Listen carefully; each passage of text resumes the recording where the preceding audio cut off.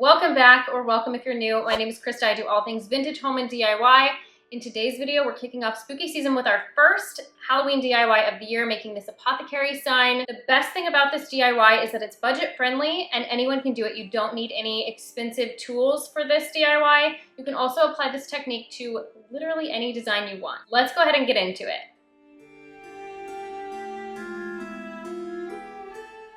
So first you want to go find a design. I went over to Etsy and typed in apothecary sign SVG and scrolled through all of the options on there. The one that I purchased specifically was available 2 weeks ago. Unfortunately, it's not anymore.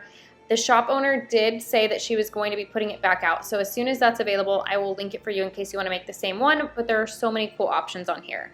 Next, you want to pick out a sign. So you can either use plywood and cut it like I did, or you can go the simple route and go purchase a pre-made wooden sign from Hobby Lobby or Michael's, and that way you know what dimensions you need to make your design. Canva is a free program. I do everything in Photoshop, but I'm showing you really quickly here how you can do it with just completely free programs. You want to start a new project and make it the size of your sign. So make sure you do it in inches. Type in your dimensions, and all we're going to do is upload your design that you just downloaded and stretch it out to fit your sign. You shouldn't have any issues with quality. It should all stay pretty well as long as it's an SVG or a PNG file, and then you're just going to save that to your computer.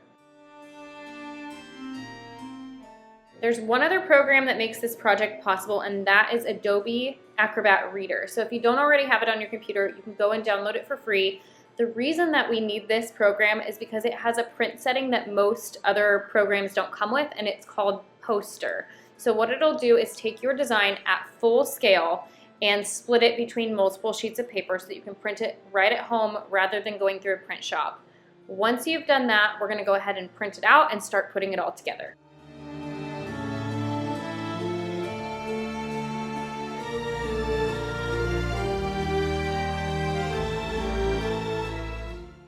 You should end up with something like this, and you'll notice that there is a little bit of spacing on each page between the design. So what I like to do is take a straight edge and create a guide for myself so that I can make straight cuts on the entire thing, and then we will start to piece it back together once more.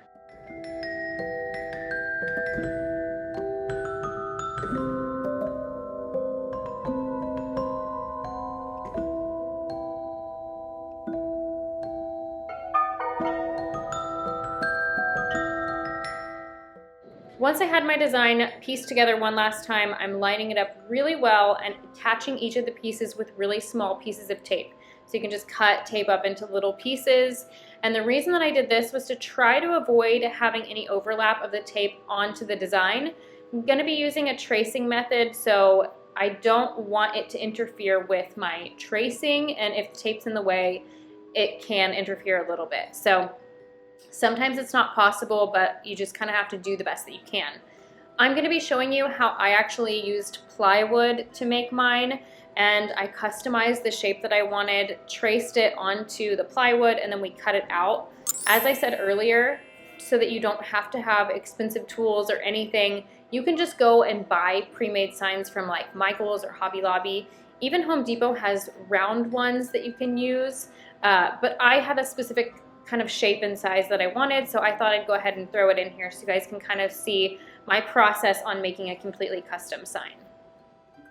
My husband then used our miter saw, because we don't have a table saw, to cut the straight edge, and then a jigsaw to cut around our custom design.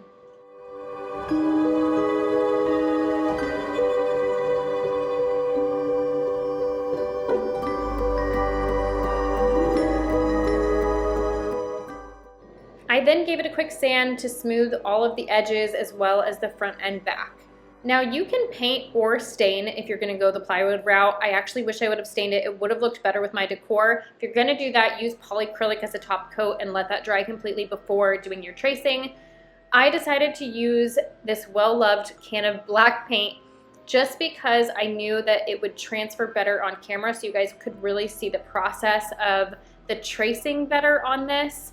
I ended up doing 2 full coats of this black paint, and then I did kind of a third touch-up coat with this. This is just a Rust-Oleum black milk paint. I like it because it's matte. So you want to make sure to get all of the edges as well as front and back. In between coats, you can use this little tip to just wrap your paintbrush in saran wrap so that you don't actually have to wash it out in between coats. This stuff dries really fast, so I think it's only like 15-20 minutes between coats.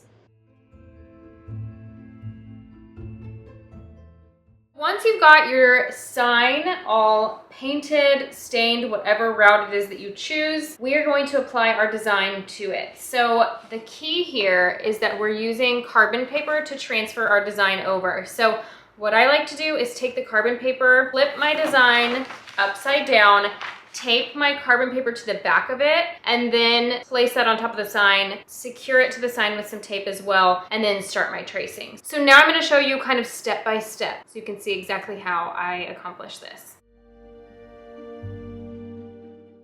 Giving you a little view, this is the front. It's dark black, so you can kind of tell that the back looks a bit different. You want to make sure that that dark black side is what comes in direct contact with the wood. This is what is going to actually transfer your design over. So I'm just using pieces of tape again to attach this. You can kind of cut your pieces of paper in half if you need to. Just do your best. It doesn't have to be perfect. And I will say that it is almost impossible to not get tape in the way of your design some way, somehow. But I kind of just did the best I could and then flipped the design over onto the wood and secured it with some painter's tape. And now we are going to begin tracing around every letter, every piece of this design, and you can use either a pencil or a pen and just apply firm pressure.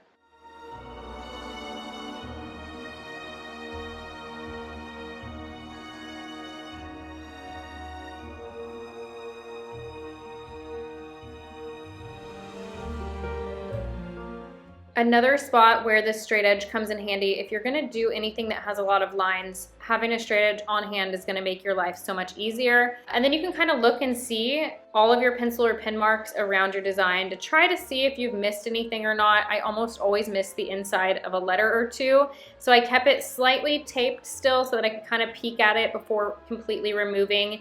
And you'll see I kind of lay it back down and trace a piece that I missed after I got it lined back up. And then we will be on to the next step.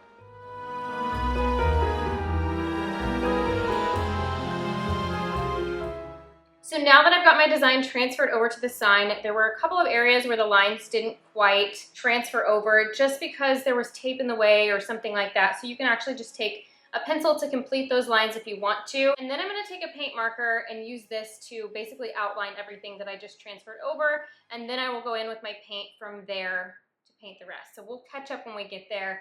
Let's put on a spooky movie and get to outlining.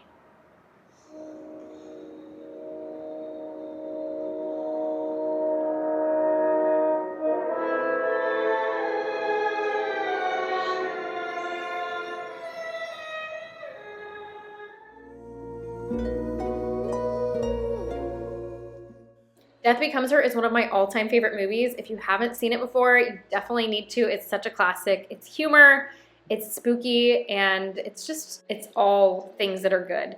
So as far as the paint markers go, I would get a pack of maybe 4. They tend to gunk up a little bit, especially when I've used white on a dark background.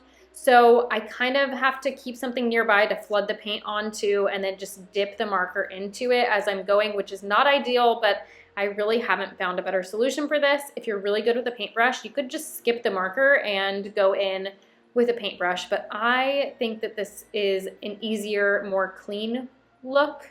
So that's kind of why I start with this.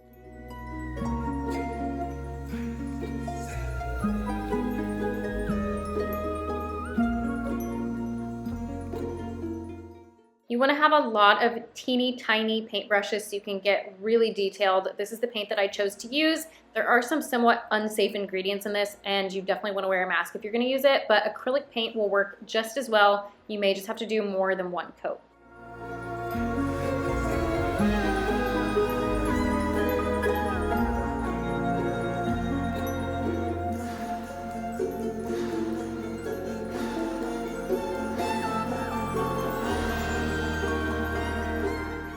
Another one of my absolute favorite movies is What Lies Beneath with Michelle Pfeiffer and Harrison Ford. It's another just really good one. The aesthetic of it is so good. The house that they're in is beautiful. I have actually been thinking about maybe making a video where Luke and I kind of name our top 5 like thriller and horror movies. If you guys are interested, leave a comment down below and let me know, and I'd be happy to make that and kind of give you guys some suggestions for movies to watch during spooky season.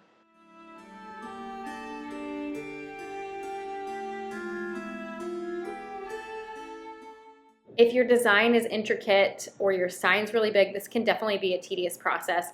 And it's the reason that I bought my Cricut cutting machine a couple of years ago. I was making and selling Halloween signs and I needed to speed the process up. So I now just use vinyl stencil. It's much quicker. I will link down below a tutorial of that if you're interested in seeing it.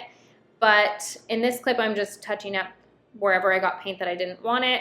And then in the next couple of clips, we're gonna be kind of working on hanging it. So we needed to suspend ours from the ceiling inside of a shelving unit, so it needs to hang from hooks, so we needed chain. We're just taking a screw to attach the chains on each side. If you're just gonna hang it on the wall, I would just get sawtooth mounts, put one in the middle, and you're good to go. And then I'm just using my favorite finishing spray, which is Rust-Oleum Matte Clear Enamel. I did 2 coats of this, and you are all finished.